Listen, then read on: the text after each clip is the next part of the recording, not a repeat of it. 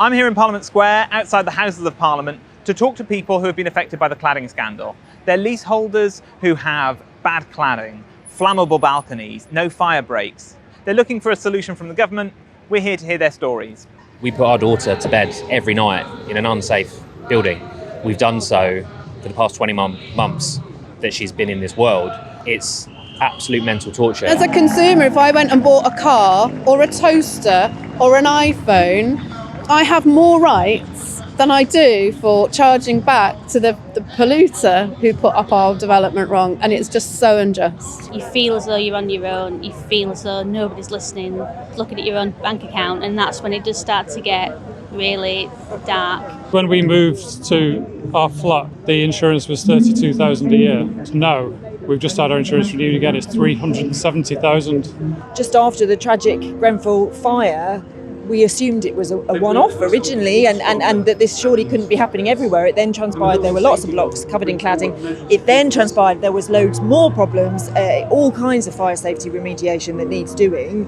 That level, that scale of work that needs to be done has to come from a cross-party campaign. With the help of my parents, I managed to get the money together to buy a flat so that I'd have somewhere safe and accessible to live for the rest of my life. That was the plan. Yeah. And now it's become totally unaffordable. Yeah, I bought April 2019, and then it was probably around 8 to 9 months later that this all started for me. So as you can imagine, I barely unpacked. That made it more cruel, I think. 3 years ago, nearly now, we had my son Blake, and we find ourselves trapped in an unsellable flat.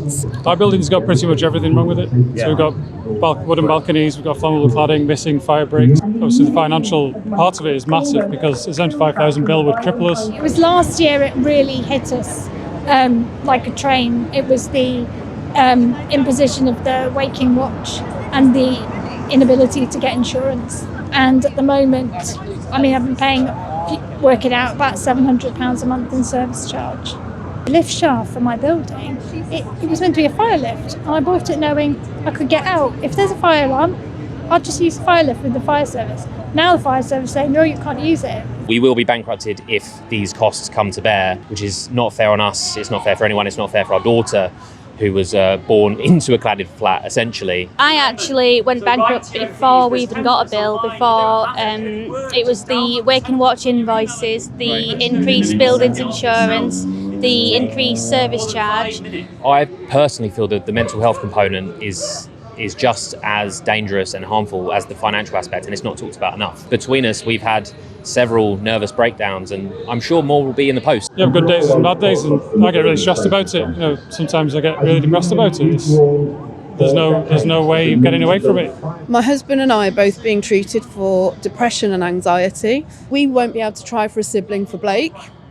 I'm 41 next month. We didn't have an easy pregnancy with Blake, so trying when all this is over, it'll be too late. So if you receive disability benefits, you can't accumulate savings. So where are we expected to find this money when structurally we're prevented from accumulating wealth? If we all lose our homes, then what happens to us?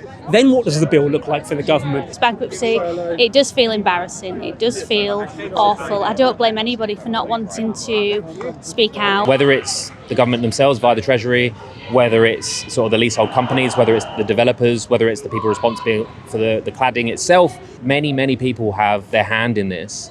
The only party that doesn't is the leaseholders themselves. This affects the poorest of families who simply don't have the money even to pay the bills. It affects some of the richest flats in the country and people who are prosperous lawyers but cannot afford to go bankrupt when a bill of £200,000 arrives suddenly with a demand to pay it immediately. Why should leaseholders? It's got nothing to do with this. They didn't miss putting in the fire breaks. They didn't put in the cladding. Well, why should they pay to fix a problem that is not their fault? So it's a very basic principle, and only the government can solve this. We've been talking to loads of people here, and all of their stories are different, but they all sound so similar. They're people who had such great hopes to get on the housing ladder, to have the flat of their dreams, and now they are trapped in situations which aren't of their doing. They have no control over it. There's a lot of different opinions about what should happen, but I think we can all agree that leaseholders shouldn't be the ones paying the bill.